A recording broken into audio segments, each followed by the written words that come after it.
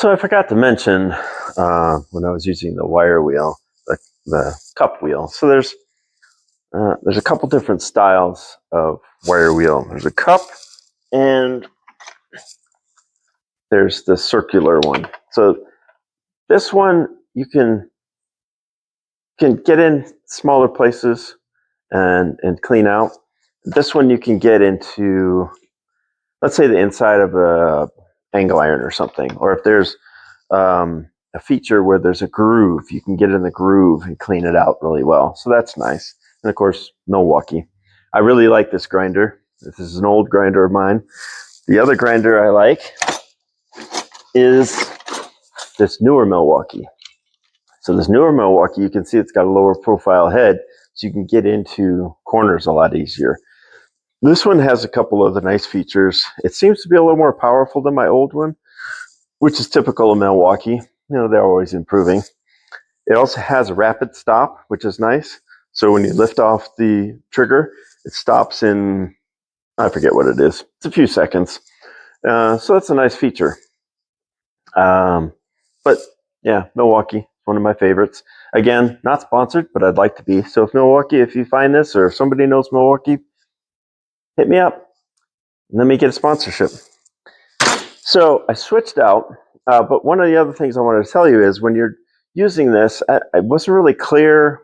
I don't know if you could see it, but when you're using it, you want to have it at an angle like this. You don't want to sit it down straight. If you sit it down straight, it kind of hunts and pecks and moves all over.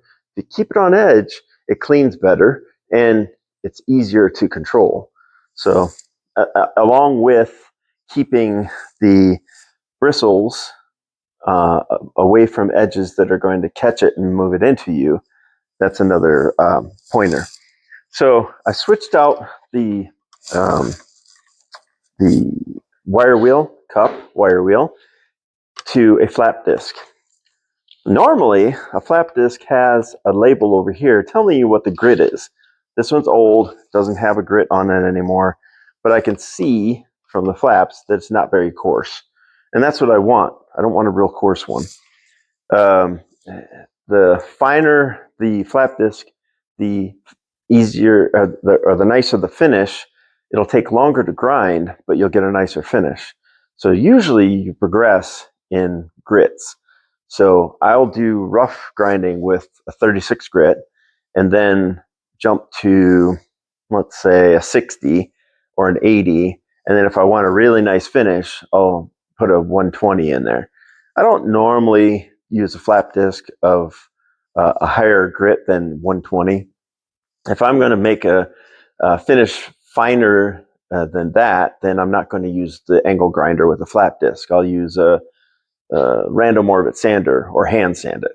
So what I'm doing on this is this piece I cut out of 1/4 inch by 2 inch band stock steel, and this is actually going to be kind of a like a homemade washer. On the back side of the receiver, there's 2 bolts about 2.5 inches apart. So rather than putting just washers underneath the bolts, I'm going to cut 2 9/16 holes in this that match those bolts, and then I'll bolt through this, and it will sandwich the frame and the receiver, kind of like the angle iron is doing on the front. I don't need to wrap around on this side. There's no hole on the side of the receiver hitch for me to wrap around and bolt to anyway. And then also on the other side of this, I will put a grade 8 washer. So I'll have the bolt coming through, and then the washer, and then a lock washer, and then the nut. And that way it'll hold it all steady, sturdy.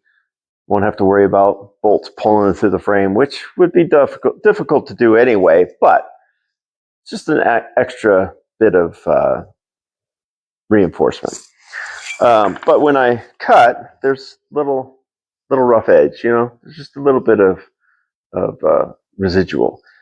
That blade that I'm using, I wouldn't say it's old, but it's been used. So it's not quite as sharp as it was when we first got it.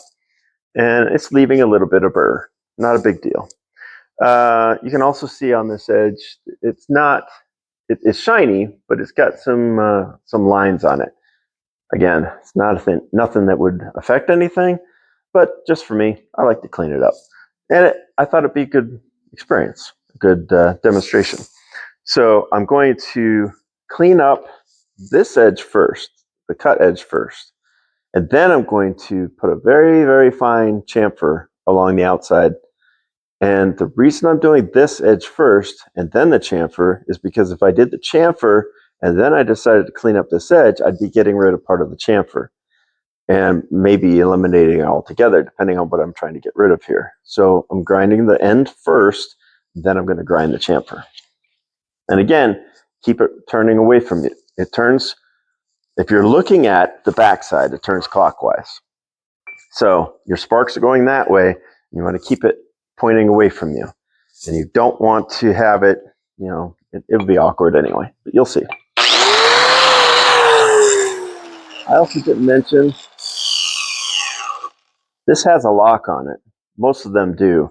So what I'm doing is I'm pushing forward and then in, and it's locking it. I could also just push forward and hold it, but I'm old and I like to have the lock on. It makes it easier for me. To disconnect the lock, all you have to do is push on the back of the button. And sometimes it accidentally gets unlocked as you're working. You just have to redo it. It's not a big deal.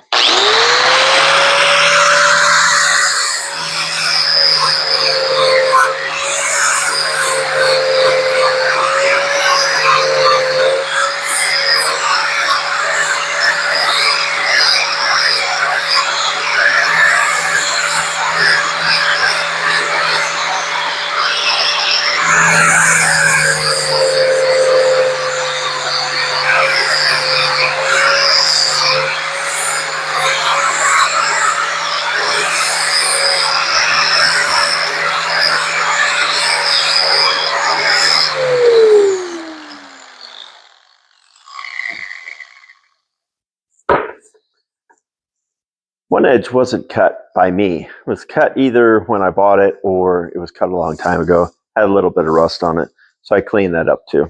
But you can see no more burrs, nice and clean. Debatable on whether it's absolutely necessary. I mean, I like to do it because if I put it together and then I'm doing something else later down the road and I catch myself on a burr, I'm going to be mad at myself. It's always better to clean edges up like that. It's part of the craftsmanship, and it's part of the quality control, pride in workmanship, that kind of thing. One thing I didn't notice when I was getting these cut out, I cut these big enough to have a certain amount past the hole on both sides. But there's a bracket or a cross member that gets in the way. So rather than cut these down, I'm just going to offset the holes. Not a big deal. It won't affect anything. It's just kind of my OCD where I like to have things centered and symmetrical. And I'm not going to see it. It's underneath the frame in the back of the camper. So I'm trying to be okay with it. I'm trying to resist the urge to cut it down. It's fine. It'll work just fine, just being a little offset.